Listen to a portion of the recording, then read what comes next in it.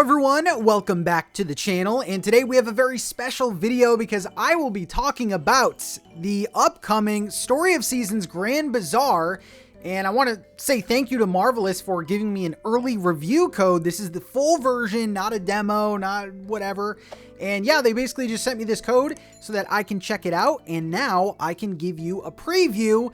The only things I can't talk about is anything that happens after the first season of Spring, which is fine because I haven't got there anyway. I've only played about 6 hours so far, but in those 6 hours, I want to talk about a lot of stuff. Also, I can only make a 10-minute video for this, so I'm kind of against the clock, so let's get going. I want to say, first of all, that they sent me a Switch 1 copy, so all of the footage that you're seeing is actually on the Switch 1. I'm playing it on my Switch 2, but it's the Switch 1 version. There is also a Switch 2 version, which you can upgrade to, or you can just buy that version straight up, and then it's on other consoles too. It's also on PC and things like that. And I want to start there because from what I've been playing and what you are seeing, I don't know if you agree with me, but I think this game looks fantastic. And technically speaking, this is the worst, quote-unquote, worst version of the game. The Switch is definitely, you know, the least powerful console out there to run this game. And I've been very impressed with the presentation of this game, and that's kind of where I want to start first. So yeah, love the graphics. The performance has been spot on. No, like, weird hitches or anything. Like, everything has been running very smoothly. And again, if you do have the Switch 1 version, and you get a Switch 2 later on, you can pay, I believe it's a $10 upgrade fee, and that's going to give you better frame rate, better resolution, and things like that. But the Switch 1 version, very good. I spent a lot of time on that. Going back to the presentation, though, this is one of my favorite things about Grand Bazaar. We'll get to the gameplay and the Bazaar part, which I think a lot of you are looking forward to. The presentation in this game is so great, man. Like, there's a lot of cutscenes, and they're very dynamic. They, whenever there's a cutscene, it's like an angle of the game where you don't normally see it. So you're seeing the world at a whole different angle. And I think that the strongest part of this game so far, and honestly, what was something that in the other Story of Seasons games was definitely a weakness, I think the characters. I think the characters in Grand Bazaar are fantastic. And oh, by the way, everyone is voice acted. And I know that might seem like a small thing, but it adds to so much in this world. You get to hear their voices. You kind of, you know, pick up on the way that they're saying things, you know, and that's huge for a game that is essentially like it has very heavy life sim elements. There are relationship stuff happening. So I thought that was really cool. It made me connect with the characters even more.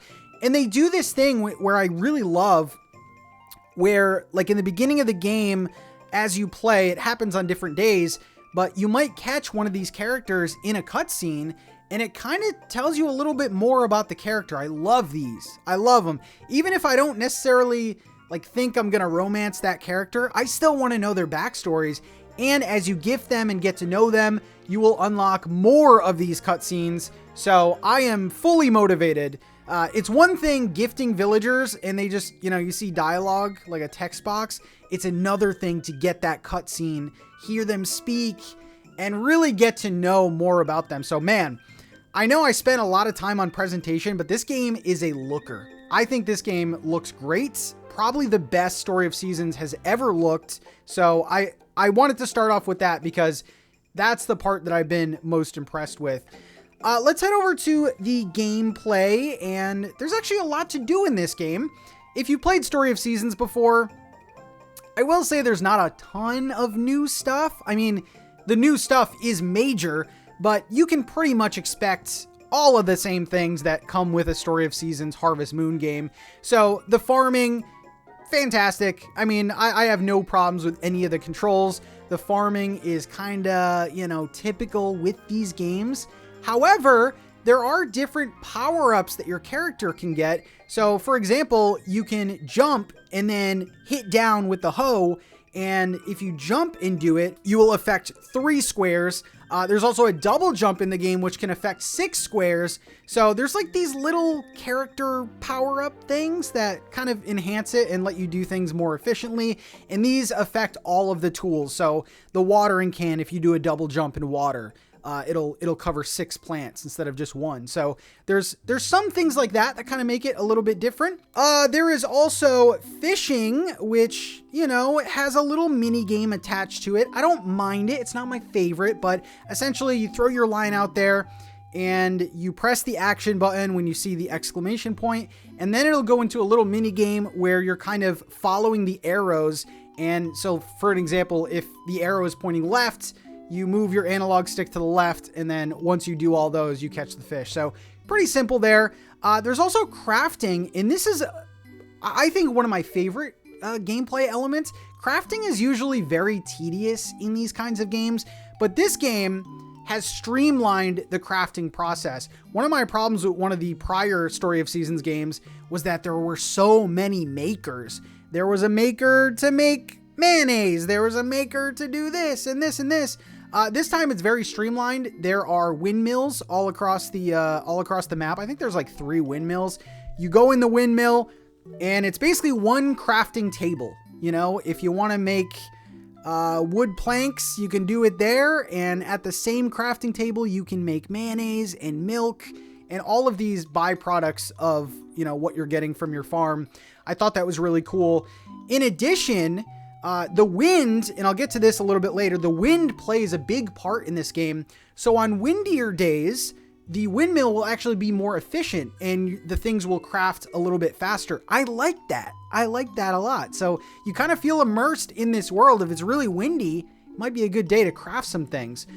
There's also ranching, and my time playing it so far, I got a cow, a chicken, and a sheep. So pretty basic for these types of games. Obviously, the cow gives you milk, the chicken gives you eggs. Everything is very cool too.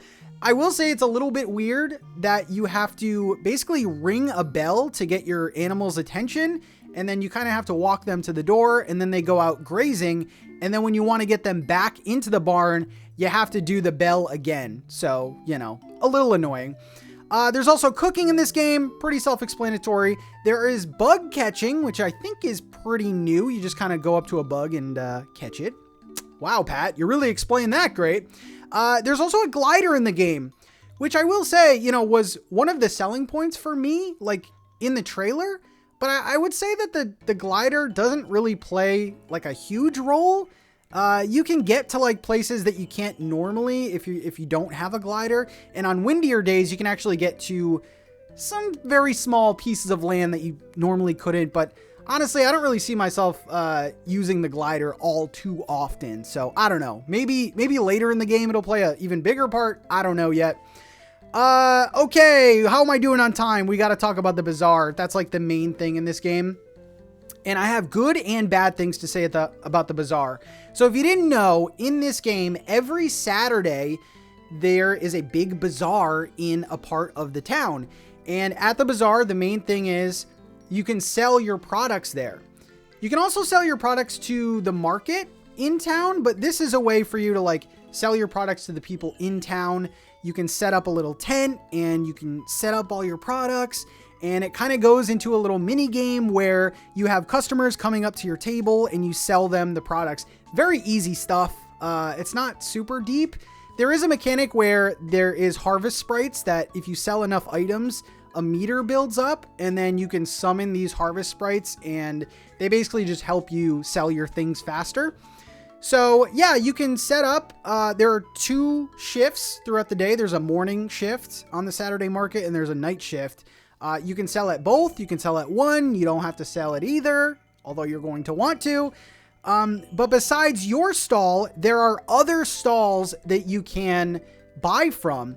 So there is someone that is selling decorations for like your market area, your tent area. There's someone that's selling animals.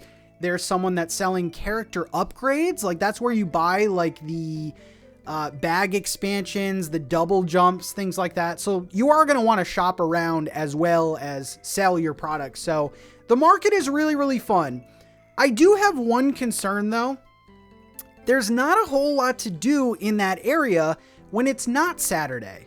And I think this is a little worry for me. You know, I love the market, and as you're playing this game, you are literally building up to Saturday because the market is so fun. There's a bunch of vendors, their stock is different, so you definitely want to check that out.